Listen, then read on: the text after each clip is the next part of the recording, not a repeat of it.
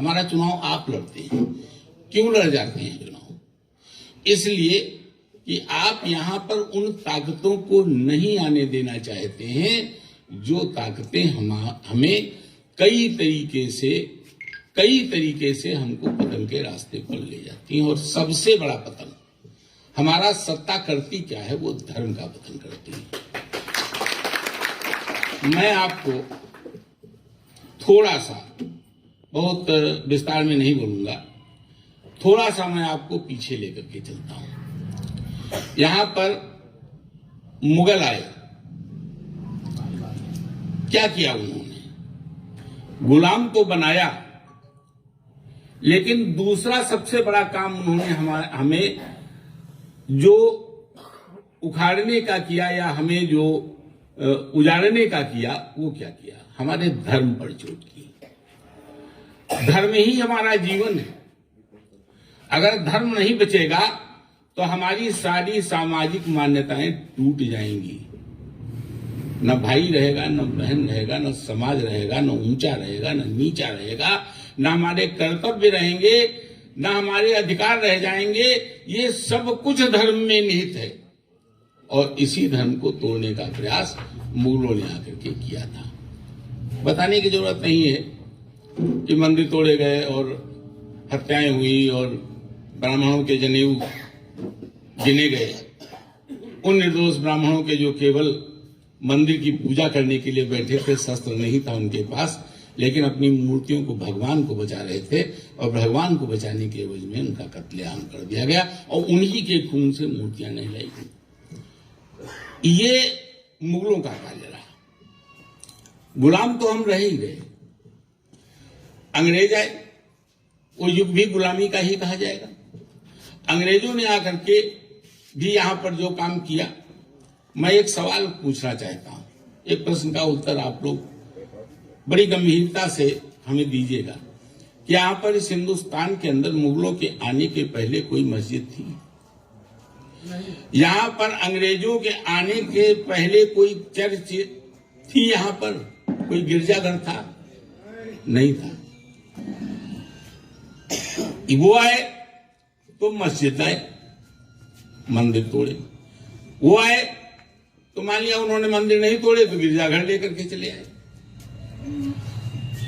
कुल मिलाकर के अगर किसी ने सबसे बड़ी चोट की, जो भी विदेशी आया उसने हमारे धर्म पर चोट की। और धर्म पर चोट केवल विदेशियों ने नहीं की। जब हमारा धर्म कमजोर पड़ जाता है, जब हम धार्मिक रूप से कमजोर हो जाते हैं या धार्मिक रूप से हमारा ये दिमाग दिवालिया हो जाता है, तो हर व्यक्ति इसको दबाने की कोशिश करता है। बौद्ध धर्म आया, क्यों आया? इसलिए कि हमारा धर्म कमजोर पड़ गया था। मैं जब कभी इस बात को सोचता हूं या अध्ययन करता हूं या पढ़ता हूं, तो हमें लगता है कि जिस सशक्त धर्म के हम मानने वाले लोग हैं, उस धर्म का पतन, मैं थोड़ा सा कौशल ज्यादा ध्यान मैं आकर्षित करना चाहता हूं। माताएं बैठे, पहले 2 शब्दों में मैं अपने धर्म के विषय में बताना चाहता हूं। हमारा वेद, चार वेद हैं हमारे। हमारा ऋग्वेद हमारी प्रकृति शास्त्र का संपूर्ण अध्ययन है। हमारा यजुर्वेद, हमारे प्रत्याशी जी के बड़े भाई, हमारा यजुर्वेद संपूर्ण समाज शास्त्र का अध्ययन है। हमारा सामवेद हमारे आध्यात्म का अध्ययन है। और हमारा अथर्ववेद हमारी समस्त औषधियों का, समस्त इसका अध्ययन करता है। ये है हमारे वेद। और वेदों में विज्ञान बताने की जरूरत नहीं है। अगर पृथ्वी, सूर्य, विद्युत, जल, अंतरिक्ष, अगर किसी चीज पर, किसी भी विषय पर अगर ज्ञान कहीं से आया है तो जो आज विज्ञान के अंदर मौजूद है हमारी ऋग्वेद की ऋचाओं में पहले से मौजूद है। पृथ्वी गोल है, सूर्य अपनी धुरी पर परिक्रमा करता है। हमारे 3 वीडियो वेद पर आए हैं, खैर वो बहुत विस्तार से समझाने की जरूरत नहीं है। मैं धन्यवाद देना चाहूंगा, धन्यवाद अदा करना चाहूंगा स्वामी दयानंद सरस्वती जी का, जिन्होंने देखिए मेरे धर्म को कैसे नष्ट किया गया। जिस वेद का जिक्र हम आज कर रहे हैं, वेद हमारा लिखित रूप में था ही नहीं, कंठस्थ था। और पाश्चात्य जो इतिहासकार थे वो बताते थे कि ये जो वेद लिखा गया है ये तो चरवाहों के द्वारा गाए हुए श्लोक गीत है। ये चरवाहों के द्वारा गाया जाता था। मैंने उनको जवाब दिया कि अगर ये वेद की ऋचाएं हमारे यहाँ चरवाहे गाते थे तो समझ लीजिए कि हमारा धर्म कितना महान था। आचार्य स्वामी दयानंद सरस्वती जी ने 1850 में हमारे वेद को लिपिबद्ध किया। अगर ये वेद लिपिबद्ध न हुआ होता तो आज हम किसी भी धर्म को जवाब देने लायक न बचे होते। हमारे धर्म को जिंदा किया गया, वो बहुत बाद में जिंदा किया गया, वो मृत हो चुका था तब जिंदा किया गया। आज वही धर्म फिर खतरे में है, वही धर्म फिर खतरे में है। मैं बार बार एक बात को कहता हूं, अगर विकास की बात देखी जाए तो आजादी के पहले और आजादी के बाद मैं बताना चाहूंगा कि हमारे समाज का पतन और हमारा पतन किस तरह से किया गया। 1952 का आंकड़ा मैं आपको अगर दूं, आश्चर्यचकित रह जाएंगे आप। 95% महिलाएं हमारे यहाँ 1952 में अशिक्षित थी, 95% और 85% पुरुष अशिक्षित थे। हमारे यहाँ विद्यालयों की संख्या 1952 में इंटर कॉलेज 13,000 थे, 9,000 हाई स्कूल थे, केवल 6 यूनिवर्सिटी थी। मेडिकल छात्रों की संख्या 1800 थी, केवल 18,000 भी नहीं थी, 1800 थी मेडिकल थी। हमारे यहाँ कुपोषण, कालरा, चेचक, हैजा ये बीमारियां असाध्य थी। दादा बता रहे थे कोरोना रोक लिया गया, इन बीमारियों का इलाज नहीं था। उस कुपोषण से 1000 में 175 बच्चे मर जाया करते थे। ये कुपोषण की स्थिति थी। अगर आजादी के बाद फिर 1952 की ही बात अगर मैं कर लूं तो केवल 65,000 किलोमीटर रेलवे लाइन थी और केवल 45,000 किलोमीटर तब नहीं था, मील था, 45,000 मील सड़कें थी। ये था मेरा भारत। आज ये भारत उठ करके खड़ा हुआ है और कहां तक गया है बताने की जरूरत नहीं है। लेकिन इस उन्नति के बाद, इस तरक्की के बाद सबका योगदान है। मैं किसी के योगदान को नकारता नहीं हूं। किसी का कम होगा, किसी का ज्यादा होगा। हो सकता है भारतीय जनता पार्टी का और मोदी का ज्यादा हो गया है, ये बात अपनी जगह पर सही है। लेकिन योगदान सबका है, योगदान सबका है, योगदान नहीं नकारा जा सकता। लेकिन जहां पर एक तरफ हमारा विकास बढ़ा, वहीं दूसरी तरफ हमारे धर्म का पतन फिर शुरू हो गया। शुरू कैसे होता है? धर्मनिरपेक्ष भारत। मैंने कल की सभा में कहा था, किस धर्मनिरपेक्षता की बात करते हो? हमारे यहां महाभारत काल में जब वो भी एक युद्ध था, पांडवों की तरफ से श्री कृष्ण एक ऑफर लेकर के गए थे कौरवों के पास।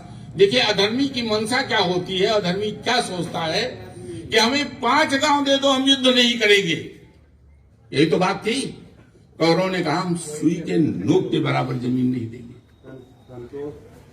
युद्ध लिख गया कि सुई के नोक के। जीत हमेशा धर्म की होती है। 5 गांव नहीं दिए थे। आज मैं इस प्रबुद्ध वर्ग से पूछना चाहता हूं कि ये, मैं गांव की बात उस समय थी, हो सकता है रियासतें नहीं हो, लेकिन आज मैं अपने देश की सोचे जोड़ करके इस बात को कहना चाहता हूं, आज अगर हमारा ये सनातन धर्मी, ये हमारा वैदिक धर्मी अगर हिंदू इस विश्व के अंदर अपना एक देश मांगता है, 5 की बात मैं नहीं करता हूं, मैं बांग्लादेश नहीं मांग रहा हूं, मैं पाकिस्तान नहीं मांग रहा हूं, मैं तुर्की नहीं मांग रहा हूं, अफगानिस्तान नहीं मांग रहा हूं, मैं अपना भारत मांग रहा हूं। और अगर हमको भारत की नहीं देने की बात है, एक गांव तुम हमको नहीं देना चाहते हो, फिर क्या हो जाना चाहिए? युद्ध होना चाहिए कि नहीं होना चाहिए? और अगर ये युद्ध होना चाहिए तो फिर किसकी आवश्यकता है आपको? फिर किसकी आवश्यकता है? मोदी की आवश्यकता नहीं है, योगी की आवश्यकता नहीं है। भाड़ में जाए ये सारा विकास और पेट्रोल और डीजल। हम लोग कमाते खाते हैं, हमारे हाथों को काम भी है। हमें अपनी अस्मिता बचाने के लिए, अपने धर्म को बचाने के लिए, अपनी आने वाली पीढ़ियों को बचाने के लिए, और आज जो साजिश चल रही, आज साजिश चल रही, ये कोई नजरअंदाज कर सकता है? ये मुस्लिम समाज, मैं एक बात केवल कहना चाहूंगा, मैं आज आपको हिंदू बनाना चाहता हूं। कैसा हिंदू बनना चाहते हो आप? कैसा हिंदू बनना चाहिए आपको? मैं थोड़ा सा महाराणा प्रताप और अकबर की बात करूं। महाराणा प्रताप के भाई मान सिंह, बहन जोधाबाई, ब्याही अकबर को, और अकबर ने एक संदेश दिया। इसी से आज अकबर को महान लिखा जाता है। और महाराणा प्रताप का जिक्र अगर होता है तो योद्धाओं में होता है, महान नहीं कहते लोग। ये दुर्भाग्य है हमारा। मान सिंह आते हैं महाराणा प्रताप के यहां। महाराणा प्रताप उनका स्वागत करते हैं। स्वागत करने के बाद उनके भोजन पर आमंत्रित करते हैं। मान सिंह भोजन पर बैठते, लेकिन महाराणा प्रताप उनके साथ भोजन पर नहीं आते। मान सिंह कहते हैं कि राणा क्यों नहीं आए? तो जो मान सिंह कहते हैं वो मैं रामाधारी सिंह दिनकर के मुंह से कहलाना कहूंगा, उनकी पुस्तक से उद्धत किया है कि जब मान शंका किसी विध भी न दूरी कत हुई, कहला दिया है तुरगणा से भग्न संबंधित हुई, संशय नहीं तब असन भी तूने किया होगा वहां, फिर वीर व पावन सदर के संग भोजन होगा। भोजन मान सिंह के साथ नहीं करना चाहते थे। अकबर की तो बहुत बड़ी बात थी, भाई के साथ भोजन करने नहीं बैठे। आज आप क्या करते हैं? मैं एक और बात कहना चाहता हूं। वहीं पर अकबर ही तो राणा प्रताप का दुश्मन था ना। मान सिंह तो छोटे दुश्मन हो सकते थे। हल्दी घाटी हो रही थी, राणा प्रताप किसको ढूंढ रहे थे? फिर आइए रामाधारी सिंह दिनकर की 2 लाइनें और कह दूं। मेवाड़ केसरी देख रहा केवल रण का न तमाशा था, वो दौड़ दौड़ करता था, रणों मान रक्त का प्यासा था। किस लिए प्यासा था? कि इस देश के जो मान सिंह हैं, इस देश के मान सिंह हैं, जब तक ये इनको अकबर को ऊर्जा देते रहेंगे तब तक इस देश का उद्धार होने वाला नहीं है। आज अकबर ने जिन जोधाबाइयों को पाल रखा है, मैं उनके थोड़ा सा नाम ले लूं, अटपटा लगेगा आपको। मुलायम सिंह जोधाबाई, अखिलेश यादव जोधाबाई, राहुल गांधी जोधाबाई। और इनको मैं जोधाबाई क्यों कह रहा हूं? वो कापुरुष है, वो कापुरुष है जो किसी के संरक्षण में, विधर्मी के संरक्षण में जाकर के पलता है। उसको क्या कहेंगे आप? ये उनके हरम में पल रहे हैं, जाकर के मुसलमानों के हरम में पल रहे हैं, और हम इनको गले लगाने के लिए तैयार बैठे हुए हैं। इन जोधाबाइयों को पहचान करके इनको तिरस्कृत कर देना चाहिए। ये संदेश देना चाहिए। आज जात पात की बात हो रही, मैं चुनाव जात पात पे जीतता हूं। कितने लाला हैं यहाँ पर? विजय भैया बताइए जरा सा, कितने लाला हैं? हमको तो आशीर्वाद सब लोग देते हैं तब जीतता हूं। हमने कभी जात पात की बात की हो तो हमको बताइए। आज इस चुनाव में जो जाति पात की बात हो रही है, ये हमारी समझ के बाहर की बात है। हमारे पास इसका कोई गणित नहीं। हम एक चीज जानते हैं, यहां पर राष्ट्रभक्ति की बात होनी चाहिए, राष्ट्र प्रेम की बात होनी चाहिए। और अगर राष्ट्रभक्ति और राष्ट्र प्रेम अगर भारतीय जनता पार्टी के नेता नरेंद्र मोदी और योगी में अगर समाहित हो चुका है, तो मैं समझता हूं इनका चुनाव कर लेना चाहिए, अन्यथा इनको त्याग देना चाहिए।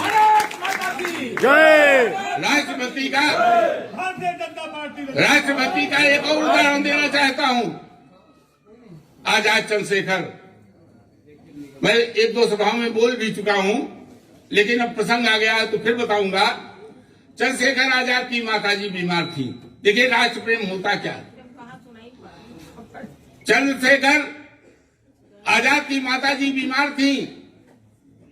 भगवती भाई आते हैं, संदेश देते हैं कि आजाद तुम्हारी मां की तबीयत खराब है, पैसा नहीं था। एक कुछ लोग कहते हैं काकोरी कांड का पैसा चंद्रशेखर के पास था, लेकिन वो गलत बात है। उसके शस्त्र खरीद लिए गए थे और कारतूसें खरीदी गई थी। भगवती भाई कहते हैं कि इन कारतूसों को बेच लो, माताजी का इलाज कर लो, कारतूसें बाद में आ जाएंगी। आजाद ने मना कर दिया कि मैं कारतूसें नहीं बेचूंगा, इसलिए नहीं बेचूंगा, ये भारत माँ की रक्षा के लिए खरीदी गई है, हमारी माँ की रक्षा के लिए नहीं है। हमारी माँ अगर शहीद हो जाती है तो हो जाए, भारत माँ की रक्षा करेंगे, कारतूस नहीं बेचेंगे। ये देश प्रेम था, ये राष्ट्र प्रेम था, ये मातृ प्रेम था। सीख लीजिए उनसे। आज की तारीख में माँ से बड़ा कोई होता है? कोई होता है? आप बताइए। जिसकी सगी माँ बीमार हो और वो अपनी माँ के पैसे, इलाज के पैसे कारतूस बेच के नहीं देना चाहता है, इससे बड़ी कुर्बानी कोई दूसरी हो सकती है? अगर हो सकती हो तो आप लोग बता दीजिएगा मुझे। माताएं बैठी हैं, बता दीजिएगा। कहेंगे बड़ा निकम्मा लड़का था, लेकिन नहीं। आज आजाद हमारे आदर्श हैं और इसी बात के लिए आदर्श हैं। आज जब देश की अस्मिता का सवाल है, देश के गौरव का सवाल है, देश की मर्यादा का सवाल है, देश में धर्म का सवाल है, देश में धर्म के उत्थान का सवाल है, और ऐसे मौके पर हम भाईचारा जातिवाद की बात कर रहे हैं। बैठ करके गणित लगा रहे हैं, गुणा भाग लगा रहे हैं कि यादव किधर जाएंगे, वर्मा किधर जाएंगे, पासी किधर जाएंगे, दलित किधर जाएंगे। आज ये गुणा भाग लगाया जा रहा है। मैं फिर आपको एक संदेश देना चाहता हूं, इस धर्म को जीवित रखने के लिए, और कुछ उन लोगों को भी जो आज हमारे ईश्वर पर भी उंगलियां उठा रहे हैं, ईश्वर की सत्ता से इनकार कर रहे हैं कि ईश्वर कुछ है ही नहीं। भगवान को लोग मानने के लिए तैयार नहीं है। आज हम लोगों को सिद्ध करना पड़ रहा है कि ईश्वर है। मैं उन लोगों को एक जवाब देना चाहता हूं ऋग्वेद की ऋचाओं से, जहां पर लिखा हुआ वेद अर्थात ज्ञान। हमारे यहां ज्ञान निरंतर है, नित्य है। ज्ञान आना बंद नहीं हुआ है। किसी भी धर्म में बात लिखी हुई नहीं मिलेगी आपको। कुरान क्लोज हो चुकी है, बाइबल क्लोज हो चुकी है। हमारा धर्म, हमारा ज्ञान, हमारा वेद निरंतर आ रहा है। आप लोगों को देना चाहिए, खुल करके देना चाहिए। और दूसरी बात यह है कि मैं जो अभी एक सवाल उठ रहा है, चुनाव आता है तो धर्म की बात करते हो, फिर किस चीज की बात करूं? तुम जो सत्ता चाहते हो वो किस लिए चाहते हो? हम सत्ता चाहते हैं तो किस लिए चाहते हैं? हम अपनी धर्म की रक्षा के लिए चाहते हो, तुम उनके धर्म की रक्षा के लिए चाहते हो। फर्क आ गया कि नहीं आ गया? हम हिंदू धर्म के उत्थान की बात करते हैं, तुम मुसलमान धर्म के उत्थान की बात करते हो। तो जाहिर सी बात है कि जो जब आएगा वो उसकी बात करेगा।